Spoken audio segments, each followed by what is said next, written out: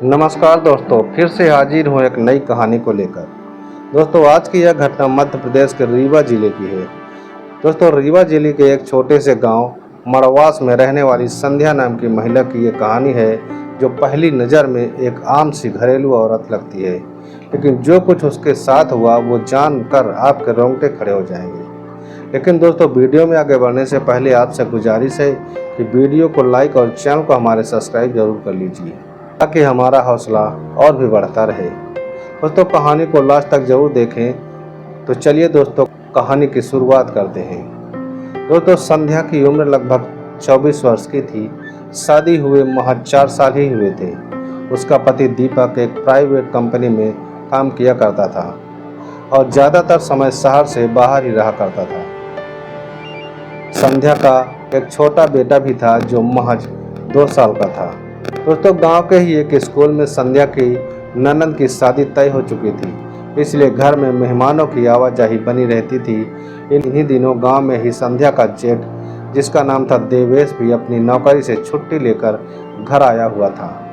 देवेश संध्या का देवर नहीं था, बल्कि उसका जेठ था, यानी कि पति का बड़ा भाई। देवेश उम्र में करीब 30-32 वर्ष का रहा होगा। लंबे चौड़े शरीर वाला, देखने में ठीक ठाक और हर किसी से हंसकर बात करने वाला था।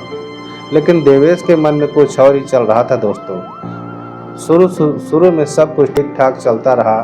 देवेश भी घर के कामों में हाथ बटाता था, लेकिन उसकी नज़रें अक्सर भाभी संध्या के बदन पर टिक जाती थी। संध्या को भी ये बात धीरे धीरे समझ आने लगी थी कि उसका जेठ उसे बुरी नज़रों से देखने लगा है। लेकिन संध्या एक संस्कारी बहू थी, वो इन बातों को नज़रअंदाज कर दिया करती थी। दोस्तों, घटना उस दिन की है दोस्तों, जब गांव में भारी बारिश हो रही थी। घर के सारे लोग ननद की शादी के कार्ड बांटने गांव से बाहर गए हुए थे। घर में सिर्फ संध्या और देवेश ही मौजूद थे। संध्या अपने कमरे में बेटे को सुला रही थी और देवेश बैठक में बैठा मोबाइल चला रहा था। तभी अचानक बिजली गुल हो गई और जोर की बारिश होने लगी। दोस्तों, संध्या किचन की ओर बढ़ी और लेकिन तभी पीछे से देवेश उसको आवाज़ लगाते हुए उसके करीब आ गया।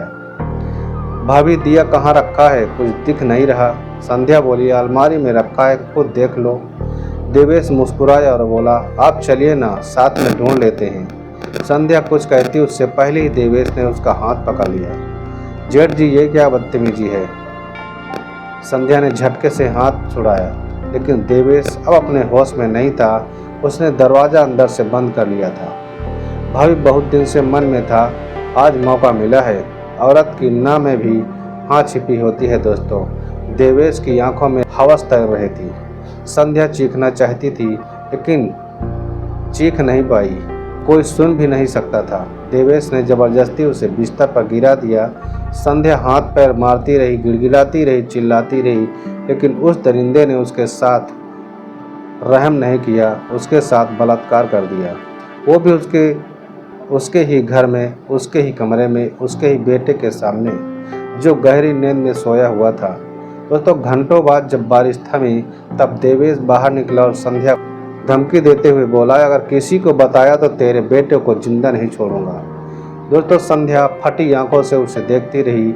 वो टूटी हुई थी, बिखरी हुई थी। अब उसके सामने सबसे बड़ा सवाल ये था कि वो इस घिनौने जुर्म के खिलाफ बोले या चुप रहे। लेकिन दोस्तों, कहानी यही खत्म नहीं होती। उस रात के बाद देवेश का व्यवहार और भी ज़्यादा बेशर्म हो गया था।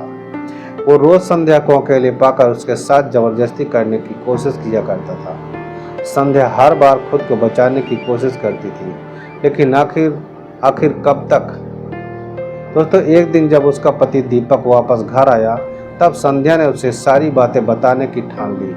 लेकिन जैसे ही उसने कहना चाहा, देवेश ने झूठ बोलकर संध्या पर ही बदचलनी का आरोप लगा दिया।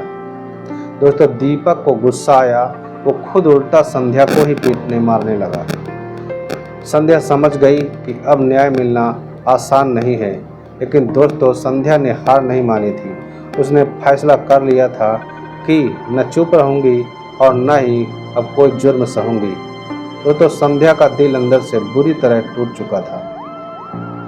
उसका भरोसा, उसका मान, उसका शरीर सब रौंद डाला गया था। और वो भी उसी इंसान द्वारा जिसे समाज बड़ा भाई कहता था। उस रात के बाद से ही संध्या एकदम बदल गई थी।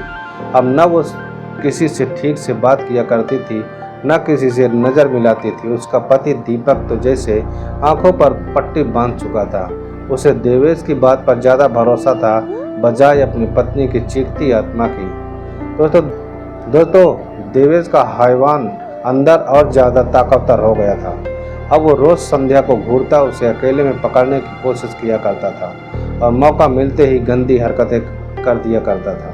संध्या रोज़ अपने बेटे को सीने से चिपका लेती थी और रोती रहती थी। एक दिन जब घर में सब ननद की शादी की खरीदारी में शहर गए हुए थे तो देवेश फिर से संध्या के पीछे कमरे में घुस गया, दरवाज़ा अंदर से बंद कर लिया और बोला कि देख चुपचाप बैठ जा, वरना इस बार तेरा बेटा भी मरेगा और तू भी मारी जाएगी। दोस्तों अब संध्या की आंखों में आंसू उतर आया था और उसने हिम्मत जुटाई और देवेश की आंखों में आंखें डालकर कहा कि ठीक है, आज तो जो चाहे कर ले, लेकिन आज के बाद तुझे मेरी सूरत देखने को नहीं मिलेगी। दोस्तों देवेश ये सुनकर चौंक गया, लेकिन हवस में अंधा हो चुका था वो आदमी और आगे बढ़ जाता है। जैसे ही उसने संध्या का हाथ पकड़ा तभी धड़ाक की आवाज़ आती है। संध्या ने पास रखे लोहे के बेलन से उसकी खोपड़ी पर जोर से वार कर दिए थे। देवेश वहीं पर लड़खड़ाया लेकिन गिरा नहीं। वो चीखता हुआ बोला, साली कर्मिनी, तू मरेगी मेरे हाथों। और फिर वो उस पर टूट पड़ता है। दोस्तों संध्या ने जल्दी से अपने बेटे को कोने में धकेल दिया और उसी समय अलमारी से एक बड़ा सा चाकू निकाल लिया जो वो पहले से ही वहाँ पर छुपा कर रख चुकी थी। अब संध्या ने एक के बाद एक लगातार देवेश के सीने पर वार करने लगी। वार करती ही चली जा रही थी और ये हर उस औरत के लिए है जिसे तूने नफरत दी है। देवेश अब छटपटाता हुआ जमीन पर गिर पड़ता है। पूरा कमरा खून से सन चुका था। संध्या कांप रही थी, सांसें तेज, आंखें लाल हो चुकी थी। बेटा को उठाया, कांपते हाथों में माथा चूमा और घर से निकल पड़ी। दोस्तों रात के करीब 8:30 बजे संध्या पुलिस स्टेशन पर पहुंच जाती है और दरवाज़ा खोला जाता है और अंदर गई बोली, मैंने अपने जेठ का कत्ल कर दिया है, अब जो सज़ा देनी है दे दीजिए दरोगा साहब। कांस्टेबल अवाक रह गए। एक महिला खून से सनी साड़ी में कांपते होठों से कानून के सामने खड़ी थी। थानेदार ने पूछा, क्यों मारा?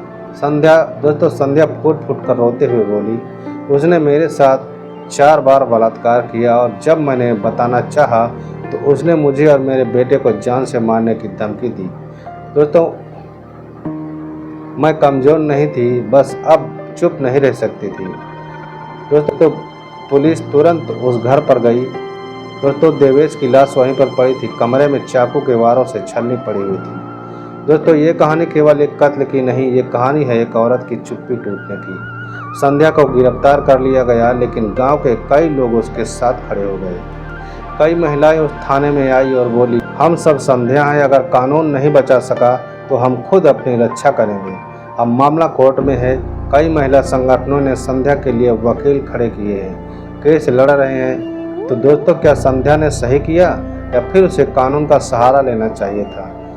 आप क्या सोचते हैं? कमेंट में अपनी राय हमें ज़रूर बताएं। अगर आप भी चाहते हैं कि समाज में ऐसी आवाज़ें दबाई न जाएं तो इस वीडियो को ज़्यादा से ज़्यादा शेयर करें। तो ये वीडियो आपको कैसी लगी कमेंट में अपनी राय हमें ज़रूर बताएं। और अगर अभी तक हमारे चैनल को सब्सक्राइब नहीं किए तो दोस्तों वीडियो को लाइक कर दीजिए और हमारे चैनल को सब्सक्राइब कर लीजिए। दोस्तों मिलते हैं अगले नए वीडियो में, तब तक अपना और अपनों का ख्याल रखें। बहुत बहुत धन्यवाद।